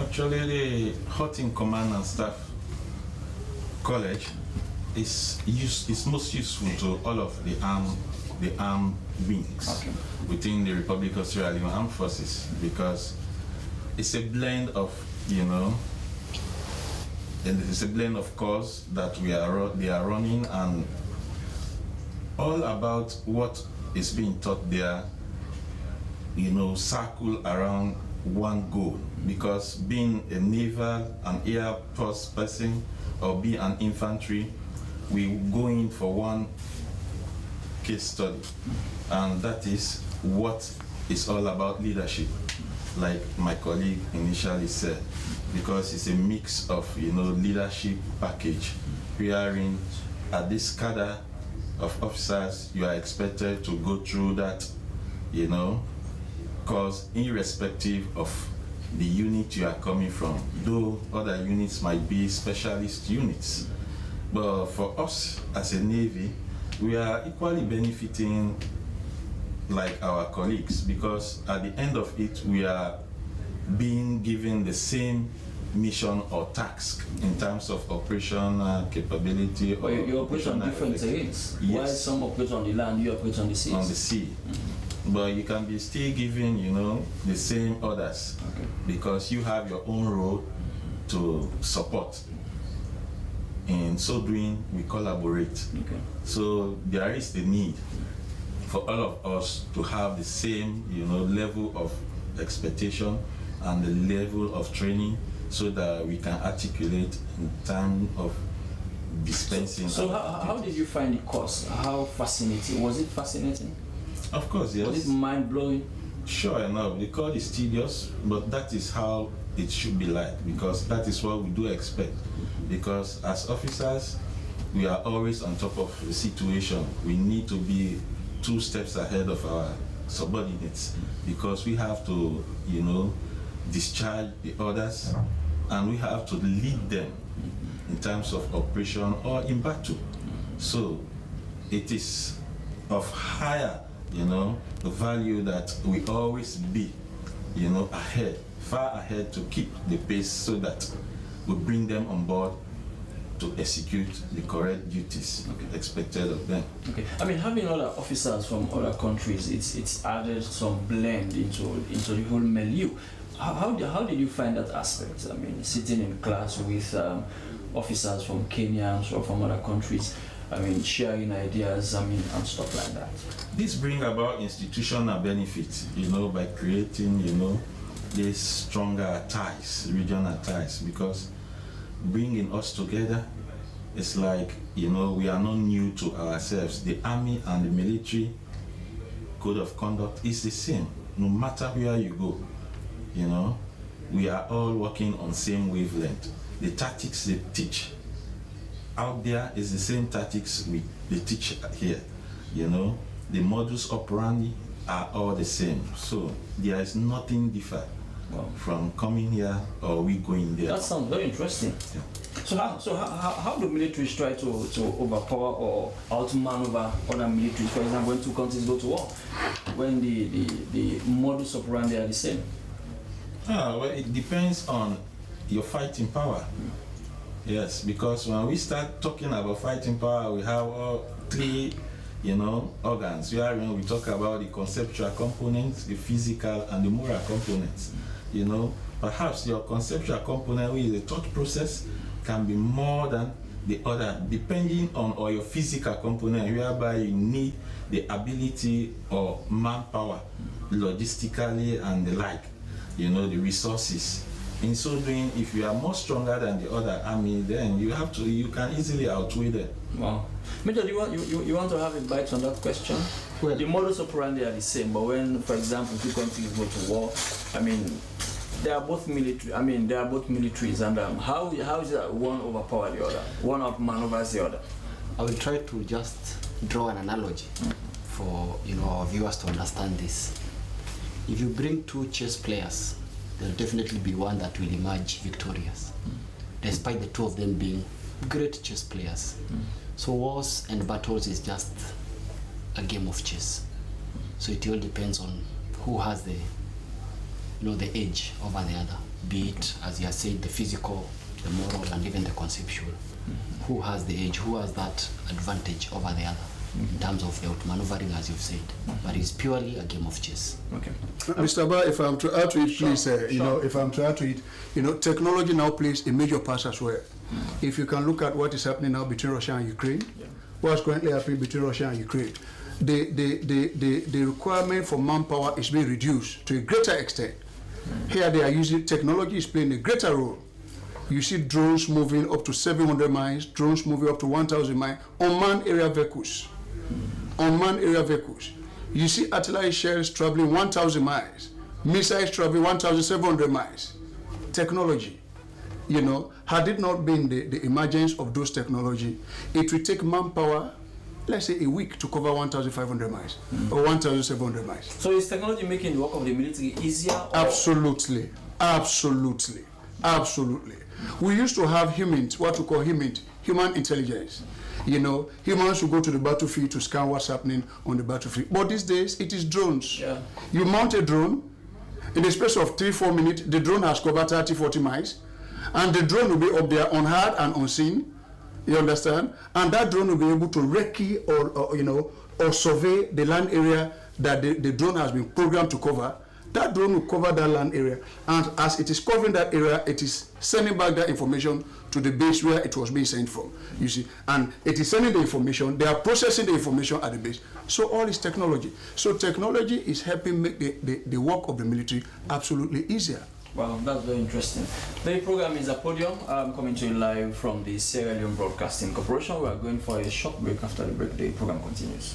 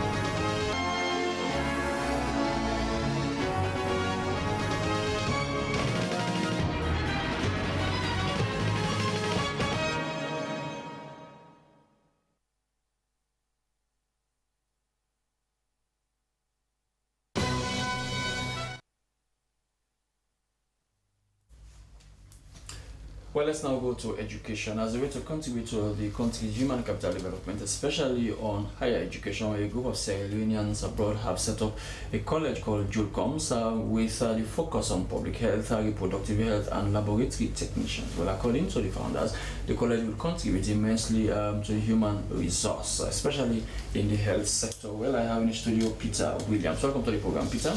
Yeah, welcome. Okay, give us a background to this college, Julcom. Yeah, thanks very much.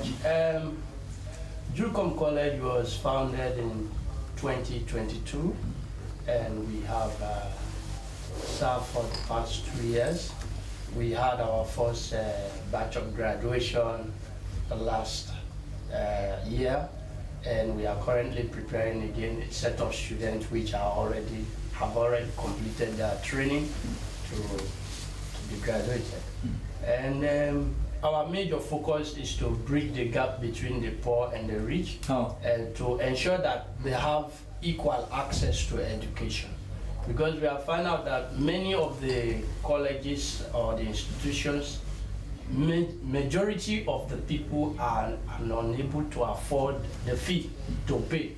So we came in to ensure that we bridge that gap between them. How are you bridging that gap? Are you doing pro bono basis? No, we offering free courses. Yes, of recently, we offered a scholarship program for students, for secondary school students, which we call a summer school program, which we gave a scholarship for a whole month during their summer school, and hundreds of them went for that computer training, which they did not pay anything for, and then they will be graduating very soon for the office application programs. I mean, your focus, the focus you had when you started schooling was more on ICT. Now you shifted from ICT to public health, reproductive and laboratory technician courses. Yeah. You are moving on from the ICT to the medical field, sort of.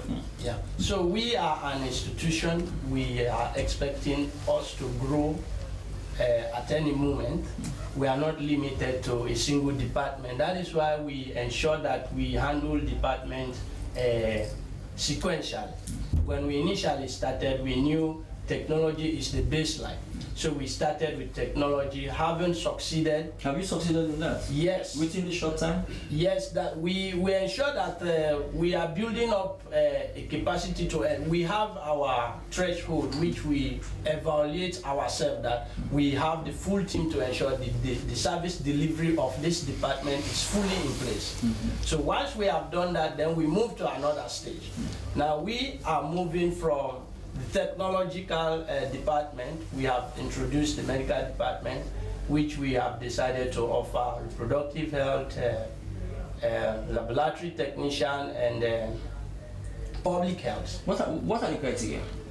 Now, we are accredited to start with certificate programs. So the criteria are 3 hours and above.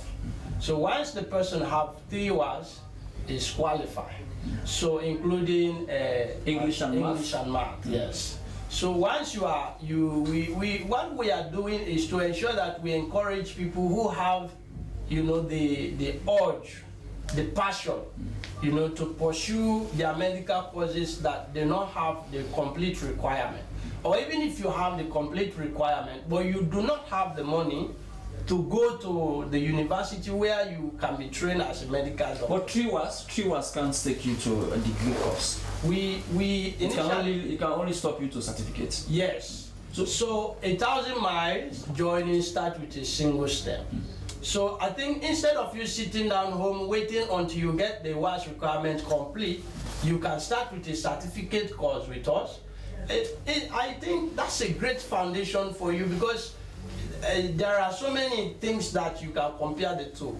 Now, for instance, if you are a graduate with a certificate course and somebody is a graduate, a degree holder also with a certificate course, with a degree from another institution, and you are a graduate with a certificate course and you have a degree also, it's a great advantage, even in the competitive market of job. You have more experience than that person who just went from the WAS directly to acquire his first degree. Okay, I mean, many times we've seen many colleges springing up, but no sooner they spring up than we hear either TEC or NCTV saying that college is not accredited. I mean, remember what we had, that Waterloo incident, Domingo. Yeah. The name of the college? Dominion. The Dominion issue. Yeah. How credible is yours? Yes, we are accredited by Tertiary Education Commission and the NCTV. Okay.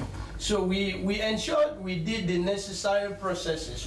Before you are accredited for any course, you will be evaluated by a set of teams from both institutions to ensure the education mandate is not jeopardized. Okay. So they will ensure that everything is in place. So we have gone through these processes before we came up here to ensure that the public know that we want to offer these programs. Okay. Now that it's a platform and an opportunity to everyone hearing me, you have an opportunity. What I want to say is very key here.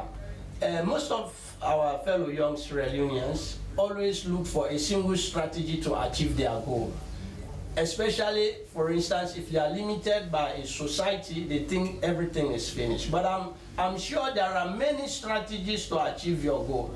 For instance, you having some amount of WAS, cannot stop you. That is why we are coming in.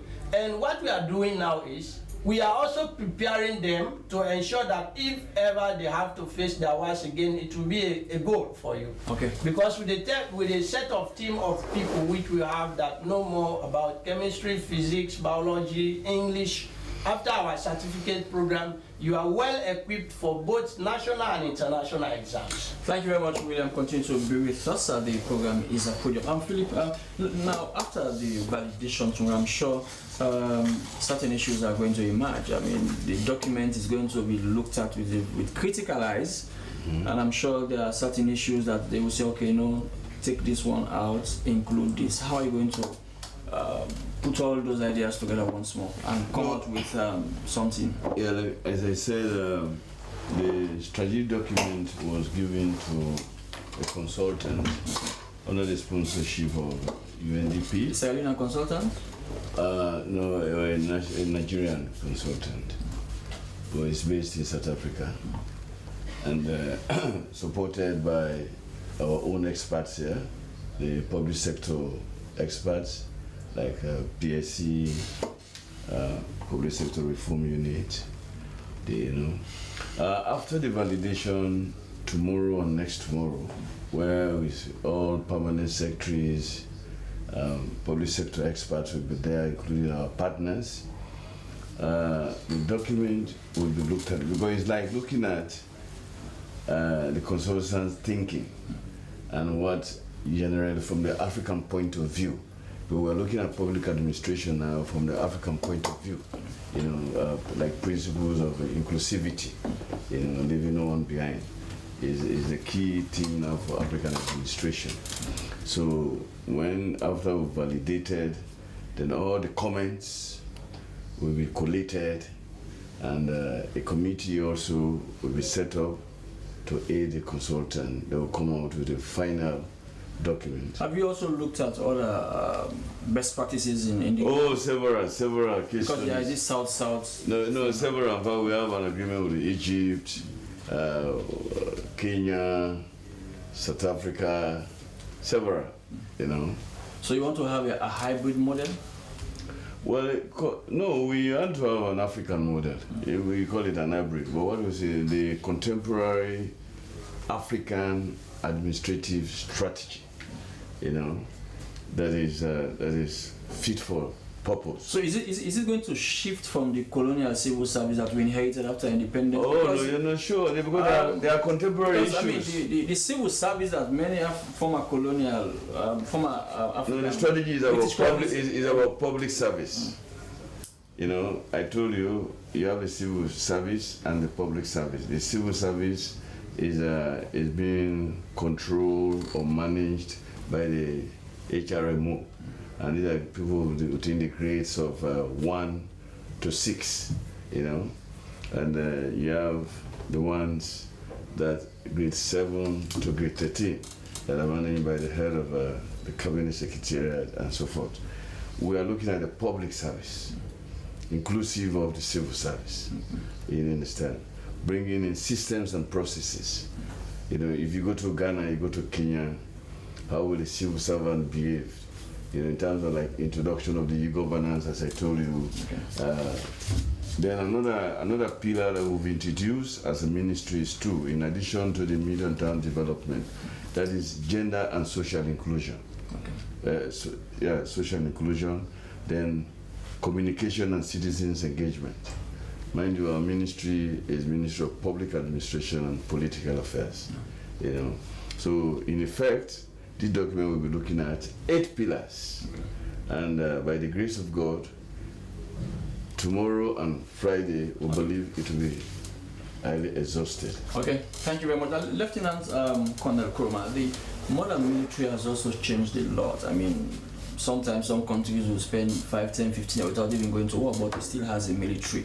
And I'm sure the Hilton Academy, the officers are also trained how to handle societies in peacetime.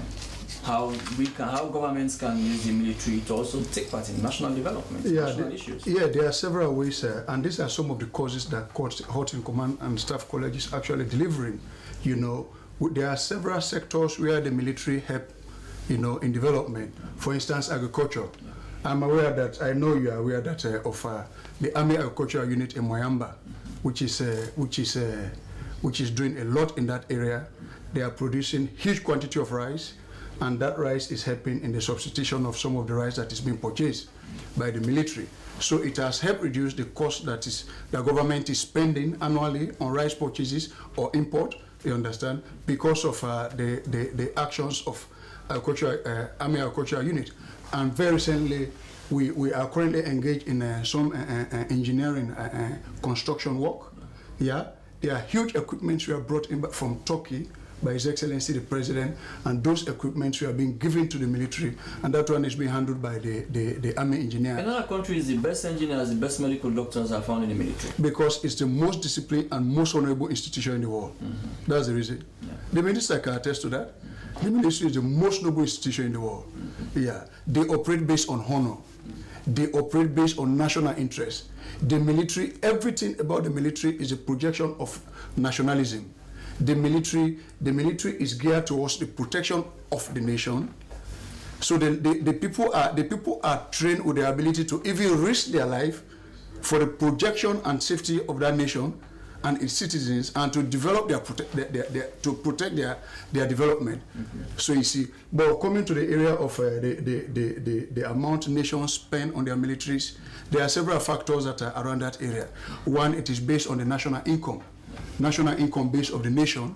You know, you cannot compare, an instance, an African country to that of the United States of America. You can't give what you don't have. You can't give what you don't have. You see, so like the minister here, you know, there are several things that they intend to do for the military. But there are competing interests. There are competing interests, you understand?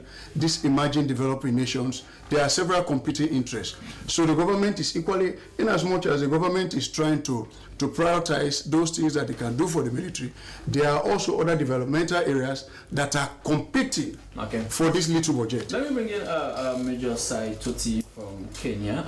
The military in modern times, I mean, your activities have stretched. It doesn't mean that because the country is at peace, its military is going to be kept idle. Absolutely, and I want to agree with what my colleague has said. The military cannot operate in a silo. And where we are currently, and even moving forward, we are looking at, you know, a whole of society approach. We have actually even moved further from a whole of government to a whole of society. We are supposed to bring every actor on board: the military, the police, the civil society, non-government organizations, everybody, for us to be able to project ourselves and even, you know, advance development in our respective countries. And perhaps to just ride on that, over and above the primary role of the military, which is protection of territorial integrity and sovereignty, we also have secondary and tertiary roles, and among them includes military aid to civil authority, where during peacetime, as you've said, we are always called in upon to probably, you know, respond during disasters and emergencies. We also called in to support the civil authorities in terms of, like in my country, rehabilitation of railways, construction of ships. We have what we call the Kenya Shipyard Limited, which is you know, run by the Kenyan military. We also called in to even take part in some of the industrial ventures like the Kenya Meat Commission and many others that I can quote. So the military plays a very key role in doing what is expected to do, more than the traditional role, which is just provision of security. It goes beyond that in today and even moving forward. Lieutenant Commander Jonathan, the tour you had at SLBC, talk a bit about that. The tour is a privilege for us actually to interface with the media, because it has been like, you know, being isolated somehow, if I say that.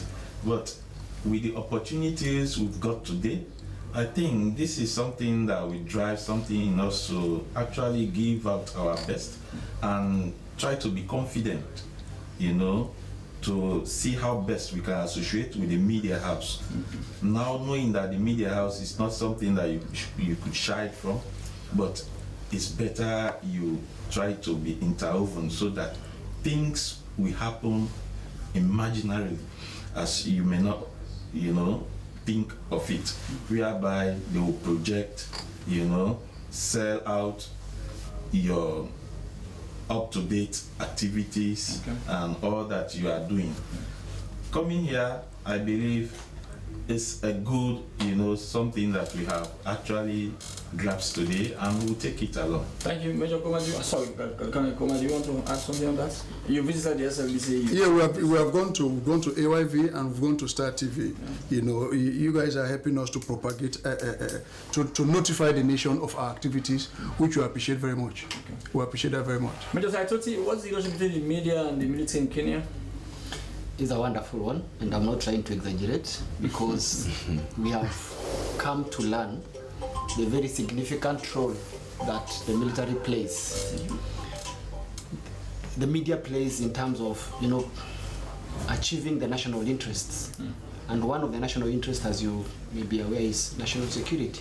So the media plays a very pivotal role in that respect. It enables the military to set its agenda, to shape the mind and the hearts of the people whom we expected to protect, and at the same time also get their support. Okay. So by and large, the media is a very critical component in Kenya. Enjoy the rest of your stay in Sierra Leone. I appreciate it. Thank you very much. Karibu. Asante. Mr. Williams, as we round up the program, what's your capacity? Well, I want to assure our students that our classrooms are well ventilated, and we have prepared the place for you. We are not only doing it alone, we are doing it in partnership with other institutions, both nationally and internationally. And we have ensured that everything is in place. So we want to tell the students or people who are sitting at their various places waiting to go for a degree. We want you to start small. We want you to start at the base where you can afford, and then try to achieve what you want to achieve. So we are calling you to come at 33 McDonald Street and ensure that you come with your whole mind prepared. Okay. And then we have a great platform for you to learn whatever you wanted to learn from our various courses we are offering. Thank you very much, Mr.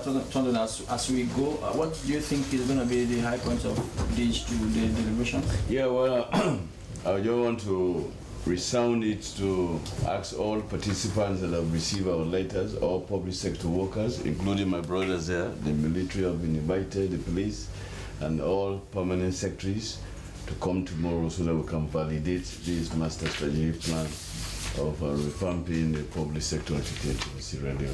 Okay. Well, that's it. That's how we end this edition of the podium. Thanks to all my guests, especially the 3 officers from ARSLAF and 1 from Kenya.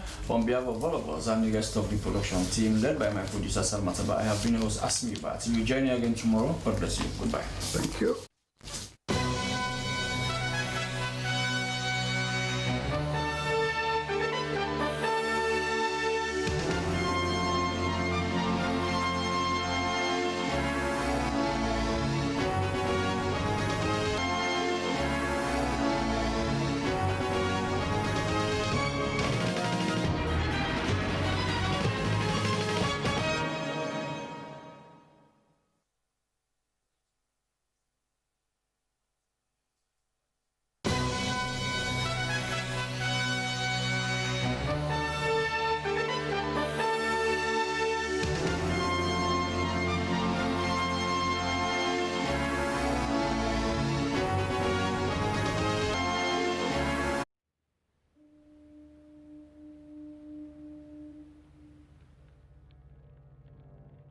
A place cannot produce poems.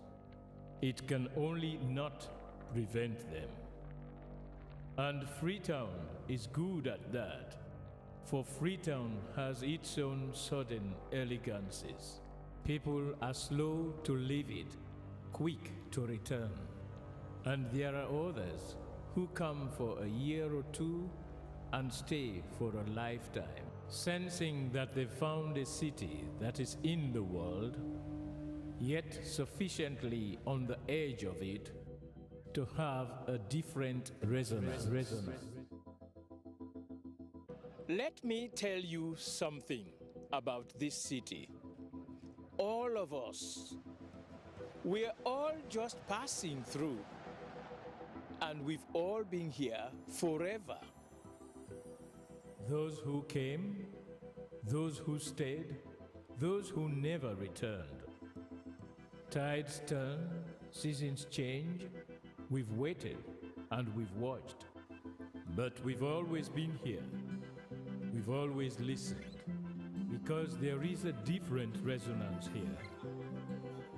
It comes from the river, and the land, and the sky. It's our place, all of us. This city belongs to everyone. And you know when it's your time. And it's our time. Listen, we are Freetown. The golden rules of Freetown. Don't pretend you're something that you're not. Don't go thinking you're better than anyone else. Or that anyone else is better than you. Don't shout about it. Get on with it. We are Freetown. Freetown. Freetown. Yeah. We found our voice again. I'm from India and Freetown. I'm from China and Freetown. I'm from the UK and Freetown. I am from Nigeria and Freetown. I am from home and Freetown. This city belongs to everyone.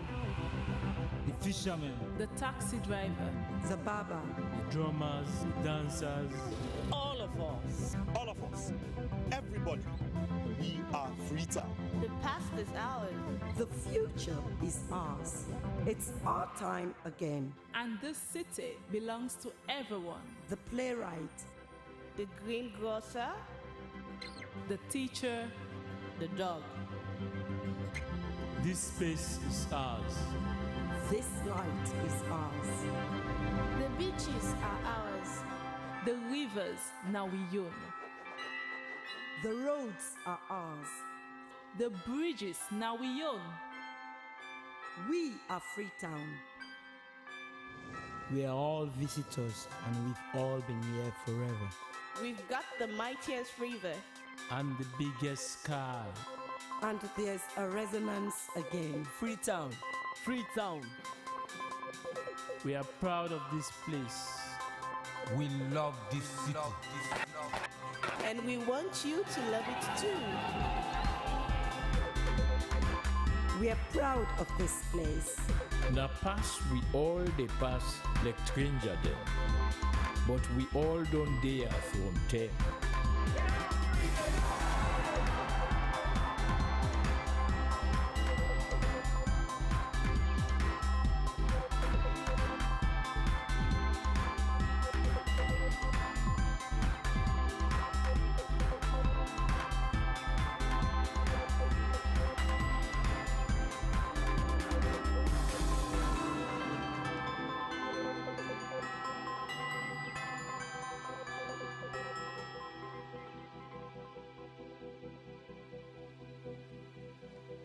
Come here, and you'll feel it, that end of the line sense of freedom. Say yes to Freetown. Say yes to freedom.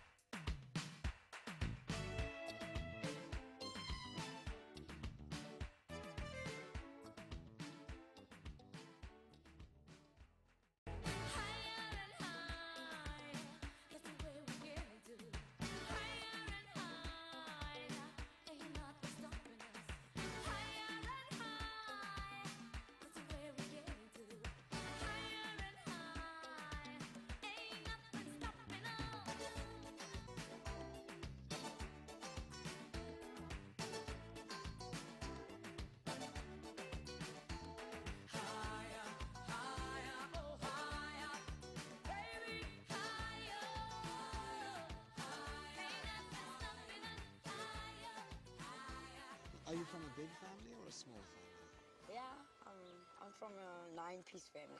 9-piece. How many brothers and sisters then? 6 brothers and 3 sisters. Were you one of the youngest, or? I believe to be the youngest one.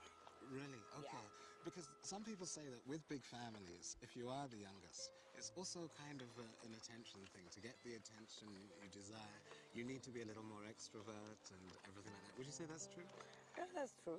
Because to sing at 3 years old, you must have had a lot of self-confidence. And I can't even believe that I sang at that age. You know, like my mother said, when she was telling me the story, she said, I was humming when I was born. When I was mentioning Tandiveni, just like went wow when he was born, and I thought maybe I must be the same thing as like him. Yes, yeah. Wonderful. But now your mum, you adored her, didn't you? I loved her. Was she musical? Did She was sing? a pianist. Was she a pianist? And my father was a tap dancer. We're in Cape Town, Kwalanga, 26 Makana Square to be exact. This is where Brenda was born, bred, buttered, spoiled, rotten. I don't know about that. But anyway, she's having an umcimbi. This is now after her album Mum Gopo was sold over 500,000 copies.